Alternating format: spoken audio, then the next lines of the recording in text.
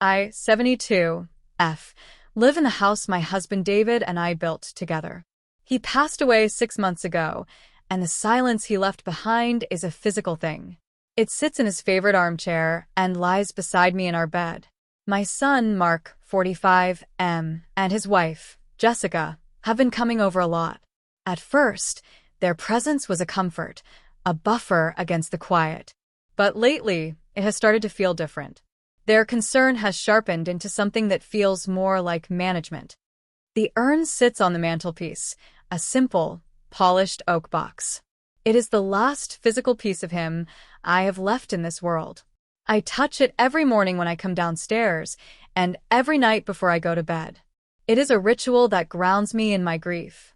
Last Tuesday, Jessica was over, bustling around my kitchen, reorganizing my spice rack for the third time this month. "We should really think about what to do with Dad's ashes, Eleanor," she said, her voice bright and businesslike. She never called him David. It was always Dad in this proprietary way, as if she were laying claim to a part of him that was never hers. I was sitting at the kitchen table, watching her. "I am not ready to think about that yet," I said quietly. She stopped what she was doing and turned to face me, placing her hands on her hips. "Well, it is not healthy to keep them here forever. It is like you are clinging to the past. Mark and I were talking, and we think it is time to let him go. We scattered them last weekend at Miller's Lake. It was a beautiful, sunny day. He would have loved it." The world seemed to tilt for a moment. Miller's Lake. David hated Miller's Lake. He hated the crowds, the noise, the way the sun reflected off the water. He always said it gave him a headache. A beautiful, sunny day would have been his worst nightmare there. He preferred the quiet woods behind our house, the smell of pine and damp earth. I looked from her smiling, confident face to the living room, to the oak box sitting on the mantelpiece. Something cold washed over me. "You scattered them?" I asked, my voice barely a whisper. "Yes," she said, nodding enthusiastically. "It was the right thing to do. It is time for you to move on, Eleanor. To start fresh." She said it with such finality, such certainty. My mind raced, trying to catch up to her words. "Last weekend?" Mark had been here with me last Saturday, helping me fix the leaky faucet under the sink.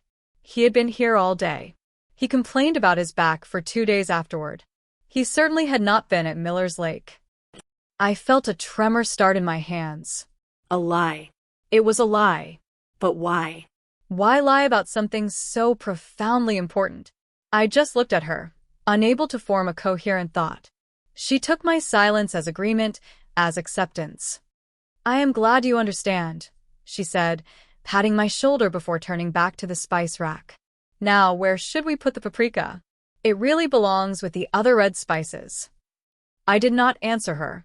I stood up from the table, my legs feeling unsteady. I walked into the living room, my eyes fixed on the urn. It looked exactly the same. Solid. Unmoving. A silent testament to the man I loved. Jessica's words echoed in my ears. "We scattered them." My heart was pounding against my ribs. It felt like a betrayal so deep it stole the air from my lungs. I reached up, my fingers trembling as they brushed against the cool wood of the box. I lifted it. It was heavy. It felt just as heavy as it did the day I brought it home from the funeral parlor. With my back to the kitchen so Jessica could not see, I carefully slid the lid off the top. I peered inside. The ashes were still there.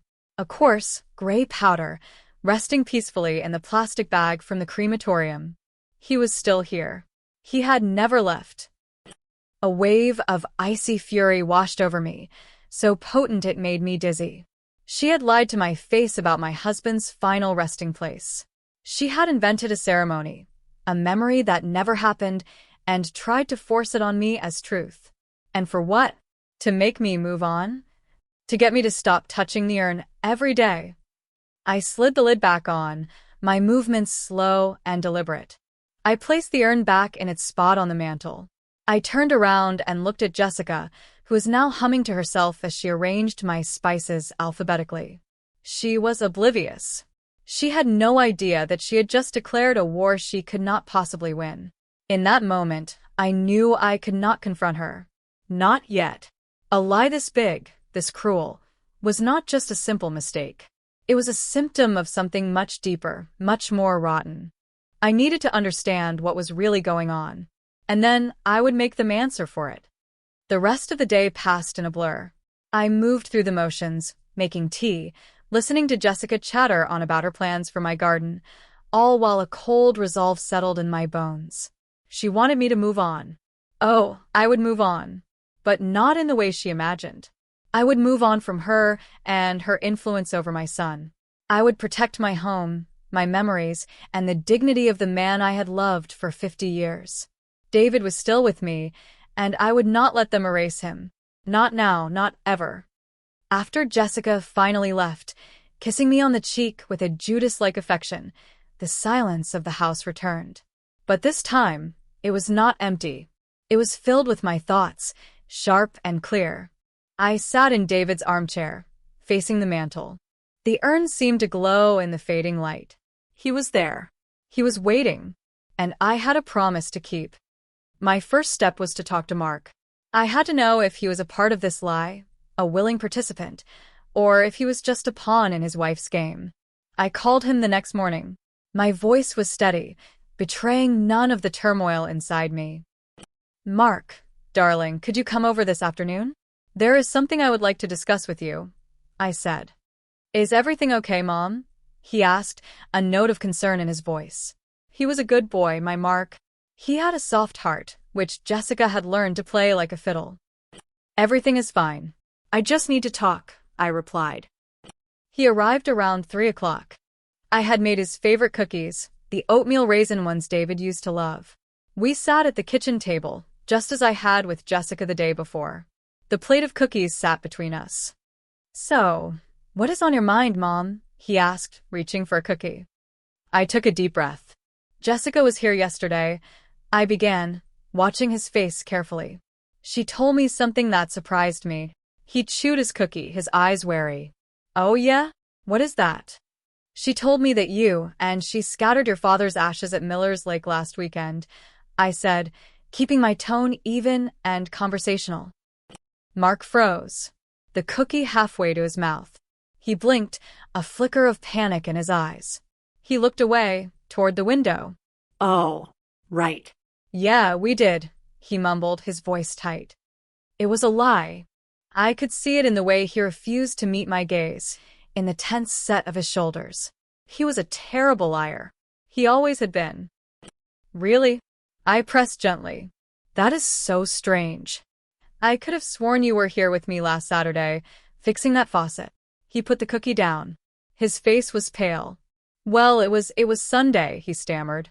Yeah, we went on Sunday. Sunday, I repeated. But you called me Sunday morning to say you were both exhausted from your friend's party, and were planning a quiet day at home. You said Jessica had a migraine. Mark's face crumpled. He ran a hand through his hair, a nervous habit he had had since childhood. Mom, look, it is complicated. What is so complicated about telling me the truth, Mark? I asked. My voice was still soft, but there was a new edge to it. Did you not scatter your father's ashes? He finally looked at me, his eyes pleading. Jessica thought it would be for the best, he whispered. She said you were stuck, that you needed a push to start living again. She said telling you we had scattered them would give you some closure. Closure. The word felt like a slap. They had decided what I needed. They had manufactured a lie, a false memory, for my own good. The arrogance of it was breathtaking. So you lied to me, I said, the words falling like stones between us. You both did. We were just trying to help, he said, his voice cracking. She worries about you.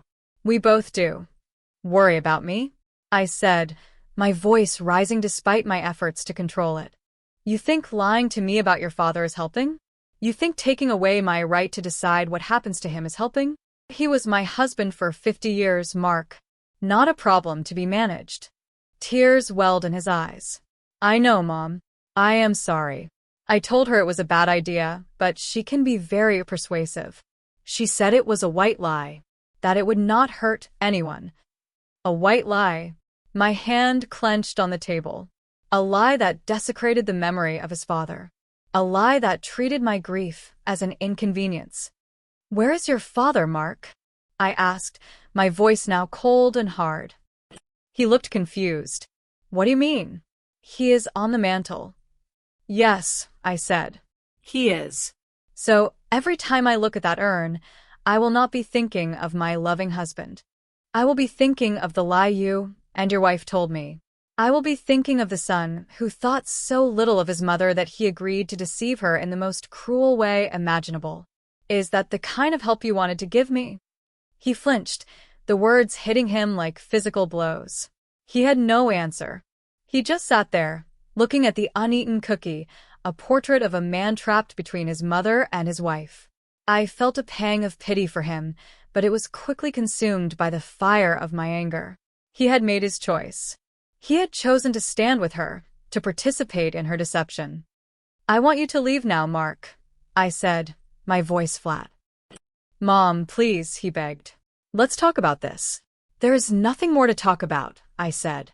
"You have said enough. Your wife has said enough. I need to think." He stood up slowly, his shoulders slumped in defeat. He walked to the door and paused, his hand on the knob. "I really am sorry, Mom." "I know you are, Mark," I said, without looking at him. "But being sorry is not enough. Not this time." He left, and the door clicked shut behind him. I sat at the table for a long time, the cookies untouched. The conversation had confirmed my worst fears. This was not a misunderstanding. It was a deliberate, calculated act. And Mark, my own son, was complicit. My next call was to my sister, Sarah. She was 2 years younger than me, and she had been my rock since David passed. She had known and loved David just as long as I had. She would understand. "Eleanor, is everything all right?" "You sound strange," she said, her voice warm with concern. Tears I had been holding back finally started to fall. I told her everything. I told her about Jessica's cheerful announcement, Mark's pathetic lies, and the full urn sitting on my mantel. I did not spare a single detail.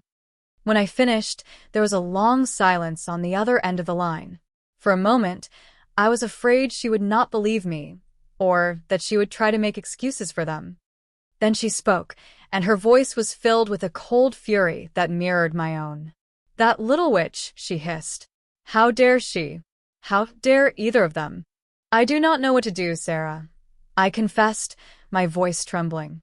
"I feel so violated." "You have every right to feel that way," she said firmly. "This is not just disrespectful, Eleanor. It is cruel. It is a power play. She is trying to take control of your life, and she is using your grief against you." Sarah had never liked Jessica. She had always said there was something cold and calculating behind her perfect smile. I had always defended Jessica, telling Sarah she just did not know her well enough.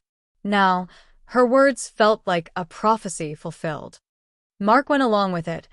I whispered, the pain of that betrayal still fresh. "Mark is weak," Sarah said bluntly. "He has been letting that woman lead him around by the nose since the day they met. But that is no excuse. He is a grown man, and he knows right from wrong. He chose wrong." Her words were harsh, but they were true, and hearing them from someone else solidified my resolve. I was not overreacting. I was not being hysterical. My anger was justified. "What are you going to do?" Sarah asked. "I do not know yet," I admitted. "But I am not going to let this go. I am not going to let them sweep this under the rug with a half-hearted apology." "Good," she said. "You should not. This is about more than just the ashes, Eleanor. This is about your home, your life, your future. You need to find out what she is really after." We talked for another hour. Sarah listened, she raged, and she helped me think. By the time we hung up, the tears were gone, replaced by a steely determination. Sarah was right. This was bigger than a single lie. Jessica had a motive, and I was going to find out what it was. My investigation began with a quiet observation of their behavior. I started paying closer attention to the things Jessica said and did when she was here. Her comments about the house, which I had once dismissed as idle chatter, now seemed to have a hidden meaning. "This old house requires so much upkeep," she would say with a sigh, running a finger along a dusty windowsill. "It must be a terrible burden for you, all alone." "I am not alone," I would reply coolly. "I have my memories." She would give me a pitying look, the kind one gives to a confused child. "Of course. But memories do not fix a leaky roof, do they?" She started bringing over brochures. Not for cruises or vacation spots, but for luxury retirement communities. She would leave them on the coffee table, tucked inside magazines, as if by accident. They were filled with pictures of smiling seniors playing bingo and doing water aerobics. "Look at this place, Eleanor," she said one afternoon, pointing to a glossy photo of a small, sterile-looking apartment. "It has a kitchenette and a walk-in shower. And there is a nurse on call 24/7. You would be so safe there." "I am safe here," I said, my eyes on the urn. "This is my home." "But for how long?" she pressed. "You need to be realistic. This is a big house for one person." The pieces were starting to fall into place. It was about the house.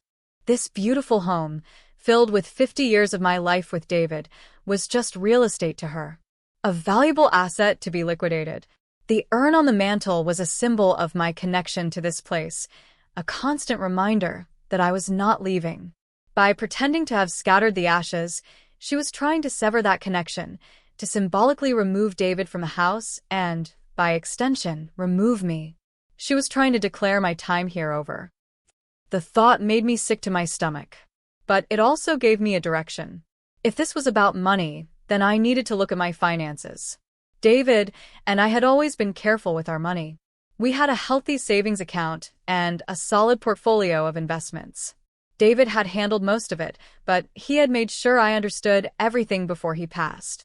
He had made me promise I would never let anyone pressure me into decisions I was not comfortable with. Mark had been added to my main checking account a few months ago, just in case of an emergency, Jessica had said. I had agreed, thinking it was a sensible precaution. Now, I felt a knot of dread in my gut. I waited until I was sure they were both at work. I sat down at David's old desk in the study, my hands shaking slightly as I logged into the online banking portal. I had not looked at the detailed statements in months, trusting that everything was in order. I opened the first statement from the month after Mark was added to the account. I scrolled down, my eyes scanning the list of transactions. Groceries, the electric bill, a payment to the gardener. It all looked normal. Then I saw it. A transfer for $5,000. The recipient was a credit card company I did not recognize. My blood ran cold. I clicked through the next month's statement. Another transfer, this time for $7,000. And another the month after that for $6,000. In total, over the last 4 months, nearly $30,000 had been moved from my account to pay off a credit card that was not mine. I felt a wave of nausea. I leaned back in the chair, my head spinning. They were not just planning for the future sale of my house. They were actively stealing from me. Right now. The lie about the ashes, the talk about retirement homes, it was all part of a larger, more sinister plan to strip me of everything I had. The cruelty was staggering. They were draining my life savings while smiling to my face, telling me they were worried about my well-being. The betrayal was so complete, so absolute, that for a moment, I could not breathe. But then, the shock gave way to a white-hot rage. This was not just an insult to David's memory anymore. This was a direct assault on me, on my independence, my security, my future. They had mistaken my grief for weakness. They had mistaken my kindness for stupidity. They were about to learn how wrong they were. I printed out every single bank statement. I highlighted each unauthorized transfer. I placed the papers in a folder, my movements precise and methodical. This folder was my ammunition. The urn was the symbol of their disrespect, but these papers were the proof of their greed. I knew I could not handle this alone. I needed advice. I needed a plan. My first thought was to call the police, but I hesitated. This was family. A public scandal would tear what was left of our family apart and cause a different kind of pain. No, I had to handle this myself first. I had to give Mark one last chance to do the right thing, to extricate himself from his wife's web. But I would not go into that conversation unprepared. I called Sarah again. "You were right," I said, my voice tight. "It is worse than we thought." I explained what I had found in the bank accounts. She was silent for a long moment, and I could almost hear her processing the information. "The thieving, greedy little monster," she finally said, her voice shaking with anger. "And Marco, Eleanor, I am so sorry." "Do not be sorry for me, Sarah," I said. "Be angry with me." I need that right now. "I need to stay angry." "Okay," she said, her voice firming up. "Okay, we are angry. Now, what is the plan? We are not letting them get away with this." "I am going to confront them," I said. "But I am going to do it my way. On my terms." We spent the next hour brainstorming. Sarah, ever the pragmatist, suggested I see a lawyer immediately. I agreed it was a necessary step, but I wanted to do something else first. I needed to set a stage. A confrontation with just the three of us would allow them to lie, to gaslight me, to twist the narrative. No, this needed to be done with an audience. It needed to be done in a way that left them with no escape. I decided to host a small family dinner. I would invite Mark and Jessica, of course. But I would also invite Sarah and her husband and David's brother, Robert. Robert was a retired accountant, a no-nonsense man who had adored his older brother. He would be a powerful ally. "A dinner?" Sarah asked, skepticism in her voice. "Are you sure you can handle that?"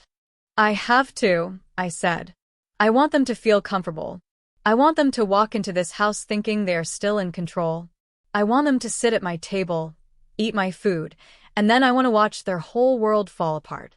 There was a pause, and then Sarah chuckled, a low, appreciative sound. "All right, Eleanor. I see you. You're playing the long game. I like it. Robert will be there. We will both be there. Just tell us when." After I hung up, I made another call. This one was to a lawyer Sarah had recommended, a woman named Ms. Davis who specialized in elder financial abuse. I explained the situation briefly, without naming names. She listened patiently. "You have the bank statements?" she asked. "Yes," I said. "Printed and highlighted." "Good," she said. "That is your leverage. Do not let them out of your sight. My advice would be to secure your accounts immediately. Open a new one at a different bank and transfer the remaining funds. Remove your son's name from everything." It was sound advice, and I knew I had to follow it. But not yet. Not before my dinner party. Removing their access now would tip them off. It would ruin the trap I was so carefully setting. "I will do that," I lied. "But I need to ask you something. If I confront them, and if they admit it, what happens then?" "If you have witnesses, their admission is powerful," she explained. "It strengthens your case immensely, should you choose to press charges or pursue a civil suit to recover the funds. But be careful. People like this are skilled manipulators. They will try to turn it around on you." "I am counting on it," I said. The next few days were a strange mixture of quiet fury and meticulous planning. I went to the bank and got cashier's checks for the majority of my savings, stashing them in David's old safe in the study. I left just enough in the main account, so it would not look suspicious. I planned the menu for the dinner. Roast chicken, David's favorite. I cleaned the house until it shone. On the outside, I was the perfect, grieving widow, preparing to host her family. On the inside, I was a general preparing for battle. I called Jessica to invite them. Her voice was syrupy sweet. "A dinner party. Eleanor, what a wonderful idea. It is so good to see you getting back out there, so to speak. Of course we will be there. What can we bring?" "Just yourselves," I said, a bitter smile on my lips. "I have everything under control." The night of the dinner arrived. The house was filled with the smell of roasting chicken and rosemary. Sarah and her husband arrived first, followed by Robert. Sarah gave me a long, hard hug in the entryway. "Are you ready for this?" she whispered. "I am," I said, and I was surprised to find that it was true. The fear and hurt had been burned away, leaving only a cold, clear purpose. Robert, a tall, imposing man with David's kind eyes, gripped my arm. Sarah told me what is going on, he said, his voice a low rumble. I just want you to know, whatever you need, I am here. Thank you, Robert, I said, my voice thick with emotion. That means more than you know. Mark and Jessica arrived last. Jessica swept in, carrying a ridiculously expensive bottle of wine and a bouquet of lilies. Lilies. Funeral flowers. The irony was not lost on me. Eleanor, the house looks beautiful, she gushed, handing me the flowers. See? I told you a little get-together was just what you needed. I took the flowers and put them in the sink. Thank you, Jessica. Mark hovered behind her, looking uncomfortable. He would not meet my eyes. He gave me a quick, awkward hug and mumbled a hello. He knew he was in trouble. He just did not know how much. We sat down to dinner.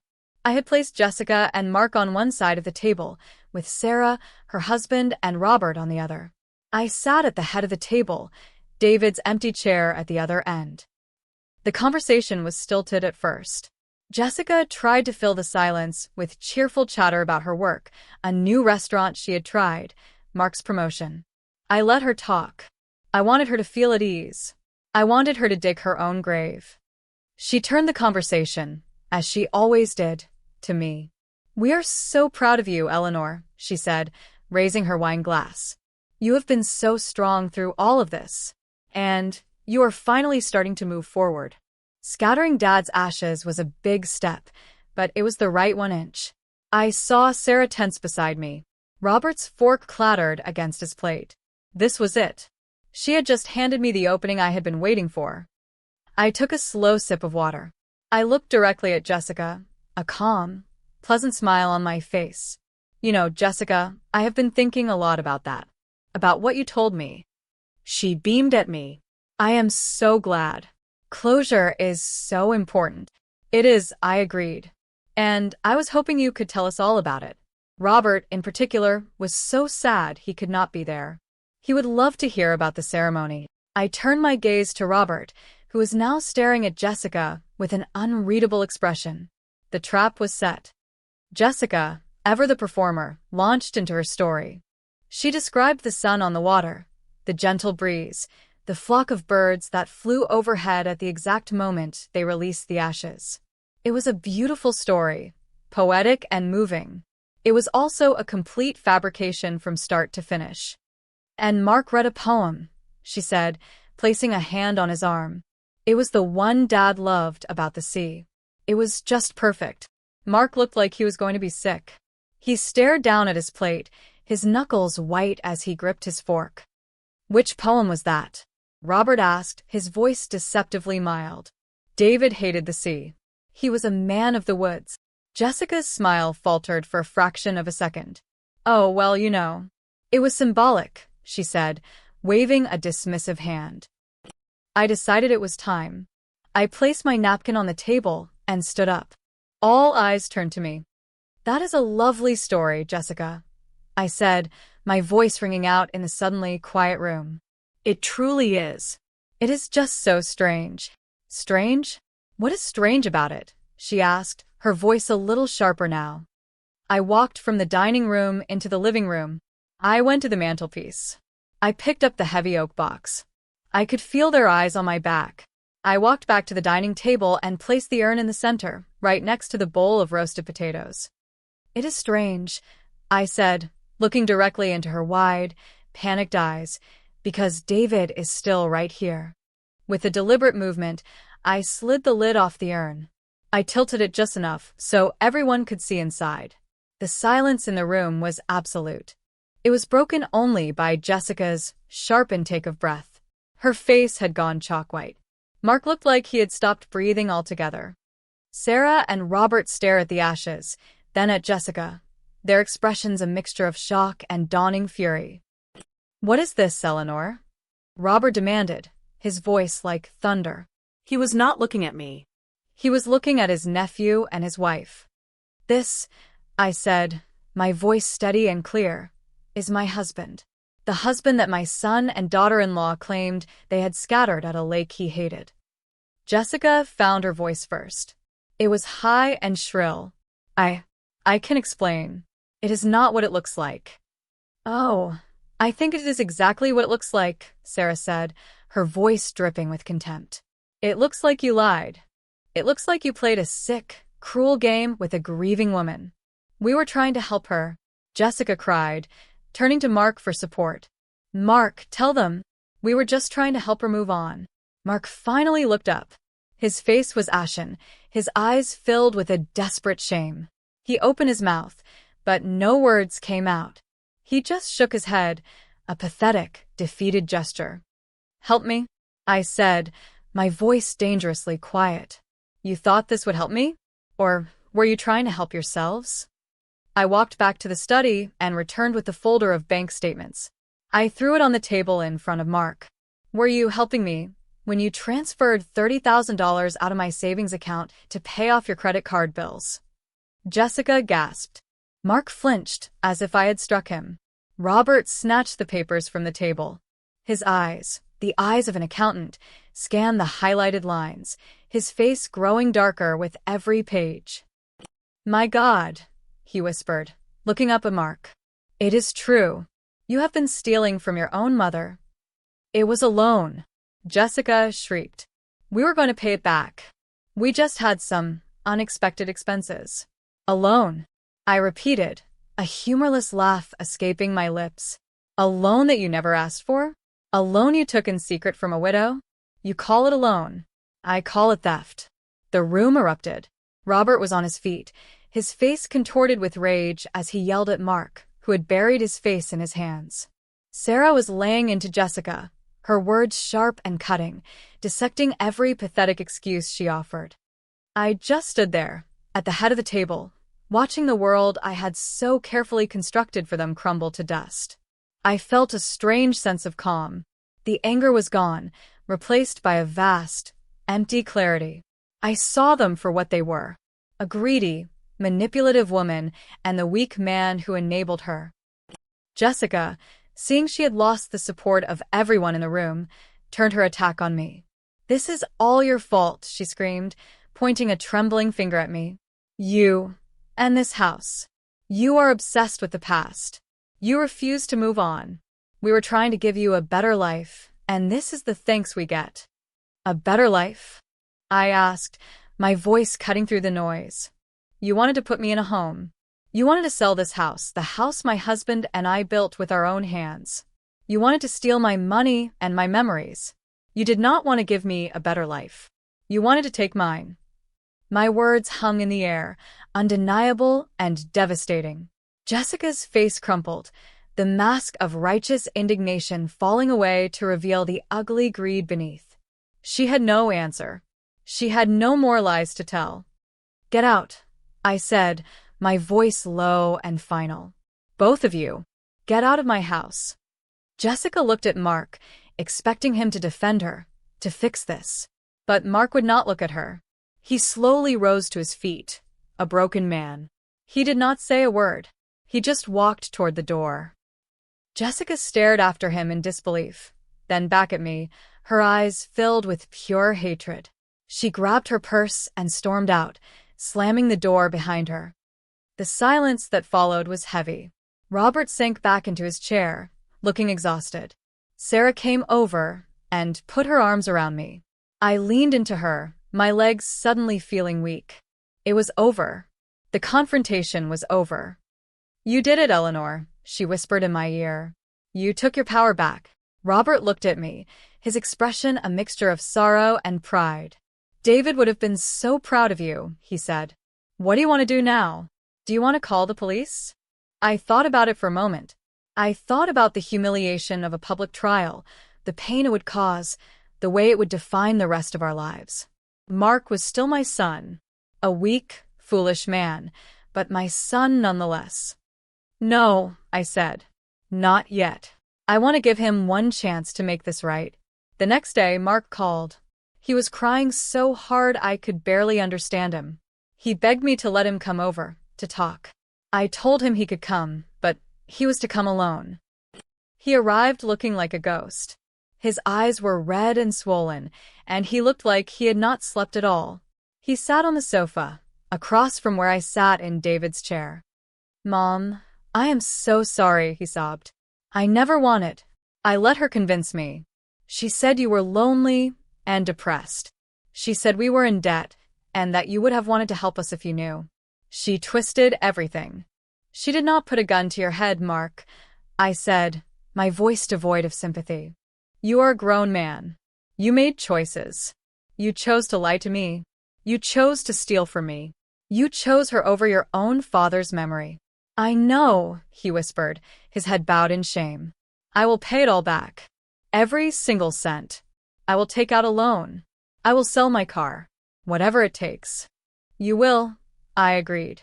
"You will pay it back with interest. And you will do it on my terms. You will sign a legal document, drawn up by my lawyer, acknowledging the debt and agreeing to a repayment schedule. And you will remove your name from all of my accounts, effective immediately." He nodded, not hesitating. "Okay. Yes. Anything." "And Mark," I said, leaning forward, "there is one more thing. As long as you are with that woman, you are not welcome in this house. You will not call me. You will not visit me. You will deposit the money into my account every month, and that will be the extent of our relationship. If you ever want to have a mother again, you will leave her. The choice is yours." It was the hardest thing I had ever had to say, to lay down an ultimatum like that to my own child. But I knew it was necessary. Jessica was a poison, and as long as he was with her, he would be poisoned too. He looked at me, his eyes filled with a fresh wave of despair. "Mom, I love her." "Do you?" I asked quietly. "Or are you afraid of her? Do you love what she has turned you into? A liar and a thief who disrespects his own mother and dishonors his father? Is that love, Mark?" He had no answer. He just sat there and wept. He left a little while later, taking the lawyer's contact information with him. I did not know what he would choose. In a way, it did not matter. I had set my boundaries. I had taken back control. The rest was up to him. The aftermath was quiet. I received a furious, rambling email from Jessica, accusing me of ruining her life and turning her husband against her. I deleted it without replying. I had a phone call with Robert, who assured me he had spoken to Mark and told him in no uncertain terms that if he did not make things right with me, he would no longer have an uncle. Sarah called every day just to check in. A week later, a courier delivered a package. It contained the notarized document from my lawyer, signed by Mark, acknowledging the $30,000 debt and agreeing to my repayment terms. It also contained a short, handwritten note. "I am sorry, Mom. I am starting to see things clearly now. I have moved out. I do not know what the future holds, but I hope one day you can forgive me." I read the note twice. He had left her. A small, sad part of me felt a pang of sorrow for the end of his marriage. But a much larger part of me felt a profound sense of relief. Maybe there was hope for him after all. The first repayment appeared in my new bank account at the beginning of the next month. It was exactly the amount we had agreed upon. Life settled into a new rhythm, a quieter, more peaceful one. The house no longer felt like a territory to be defended. It felt like home again. My home. One sunny afternoon, about a month after the dinner, I took the urn from the mantelpiece. I called Sarah and Robert. "It is time," I said. We drove out to the woods behind the house, to the spot David had always loved, a small clearing surrounded by tall pine trees where the sunlight filtered through the branches in dappled patterns. We did not have a grand ceremony. There were no fake poems or manufactured emotions. I opened the box. Robert said a few words about his brother, about his integrity and his quiet strength. Sarah told a funny story about a fishing trip they had all taken decades ago. I spoke about our life together, about the love that had filled this house and this land for 50 years. Then, together, we scattered his ashes among the pine needles. We watched as the wind took him, returning him to the earth he loved. As we walked back to the house, I felt a sense of peace I had not felt since he died. It was not the false closure Jessica had tried to force on me. It was real. It was earned. I still have the urn. It is empty now, but I keep it on the mantel. It is no longer a source of pain or a symbol of betrayal. Now it is a reminder. A reminder of David, of course, but also a reminder of my own strength. A reminder that I fought for his memory and for myself, and I won. Mark still sends the money, every month. He calls sometimes, on holidays and my birthday. The conversations are brief, a little awkward, but they are honest. He is in therapy. He is trying to rebuild his life. I do not know if I have forgiven him completely, but I am listening. It is a start. I never heard from Jessica again. I heard through the grapevine that she moved to another state. I hope she is miserable. I hope she thinks about that dinner party every day for the rest of her life.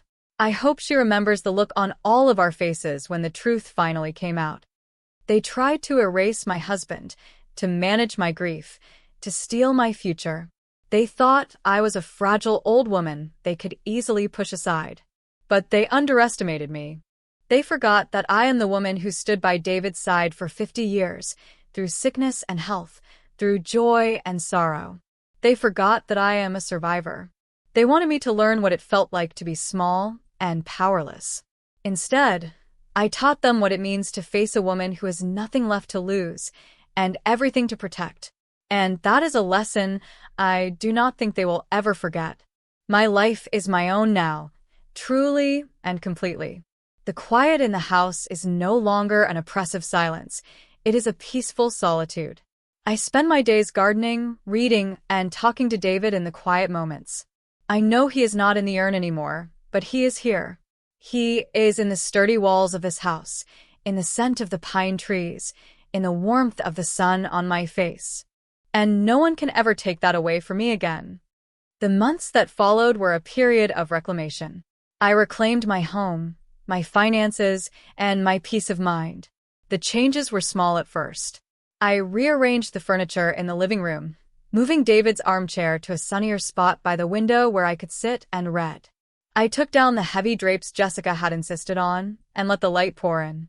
Each small act felt like a victory, a way of scrubbing her influence from the walls of my life. I had a long talk with my lawyer, Ms. Davis. We went over my entire estate, David's will, and my own. We fortified everything, setting up a trust, and making my sister Sarah the executor. It was a morbid task, planning for a future I would not be in, but it was empowering. I was ensuring that no one could ever again try to take advantage of me or my legacy.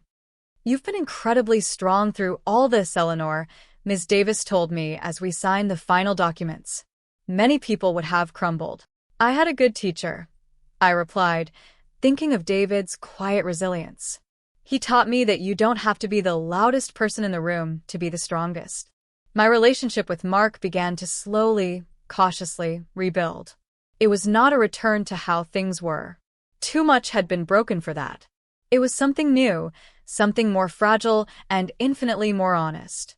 Our phone calls stretched from 5 minutes to 10, then to 20.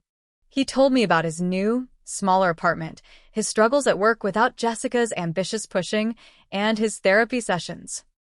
My therapist says I have a problem with codependency, he told me one evening, his voice hesitant. That I spent so long trying to keep Jessica happy that I forgot how to have my own opinions. Or maybe I was just too scared to have them. It takes courage to face your own faults, Mark, I said, and I meant it. I was seeing a glimmer of the son I had raised, the boy with a soft heart, before it had been hardened and manipulated by someone else's greed. He started visiting. The first time, he stood on the doorstep for a full minute before I opened the door, as if he was afraid I would change my mind.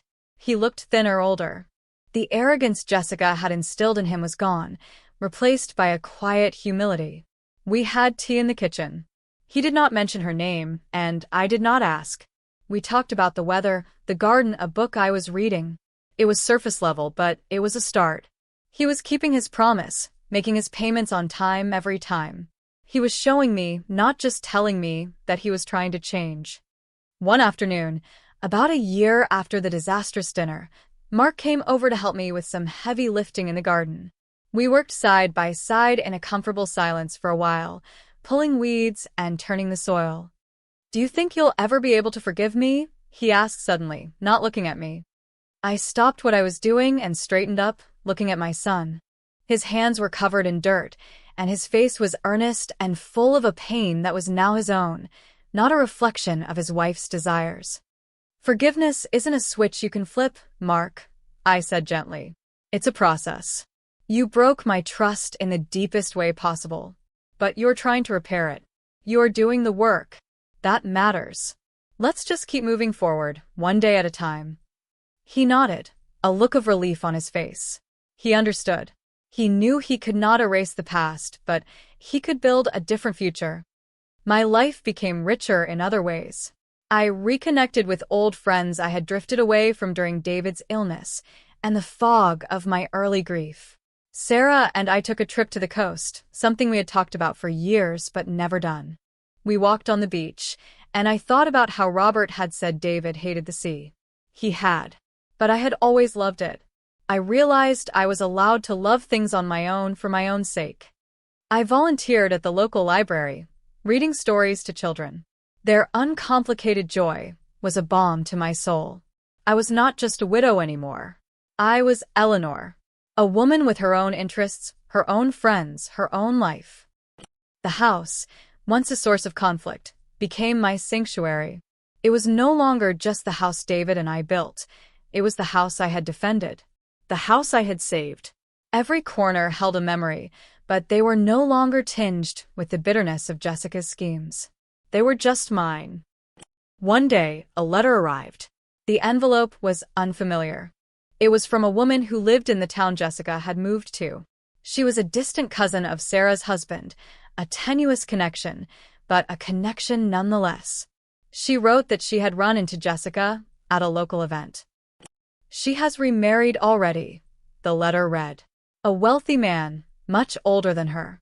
She tells everyone a sob story about how her first husband's family drove her away after he passed, trying to steal her inheritance. The woman has no shame. I just thought you should know. I read the letter and felt nothing. A year ago, it would have sent me into a spiral of rage. Now, it was just information about a stranger. Her new lies could not touch me. She was someone else's problem now.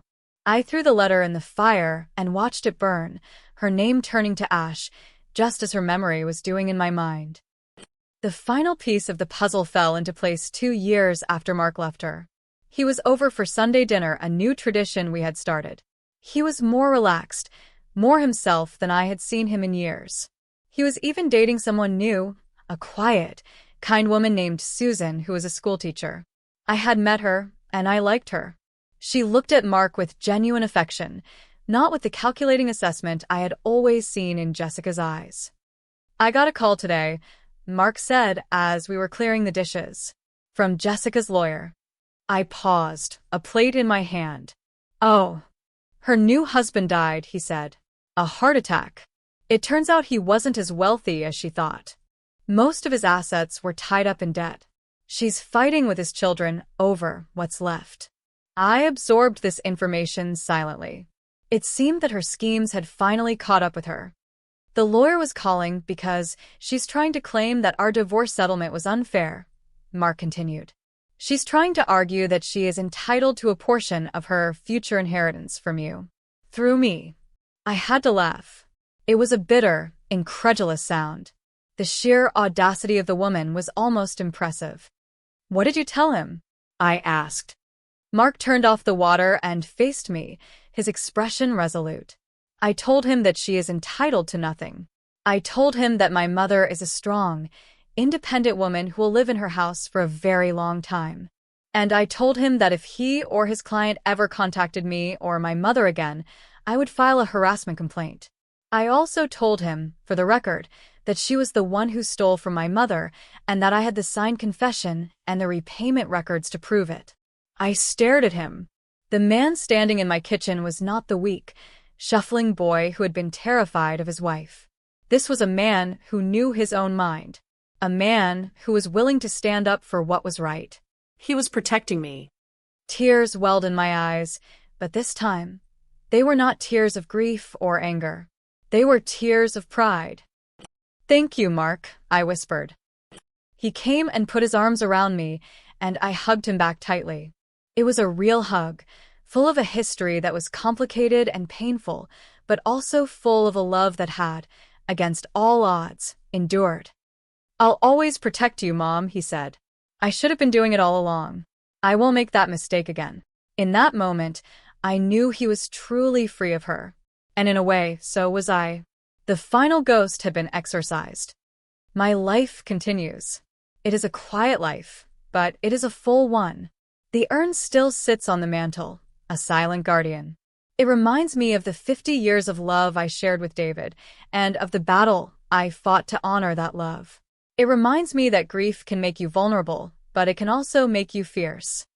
Sometimes new people in my life, like Susan, will ask about the empty urn. I always tell them the truth. I tell them the story of the lie, the theft, and the fight. I tell them not for sympathy, but as a testament. A testament to the fact that you should never underestimate a woman who has love on her side and truth as her weapon. They tried to bury my husband's memory, but instead, I buried their plans. And from that soil, something new and strong, my own life, was finally able to grow.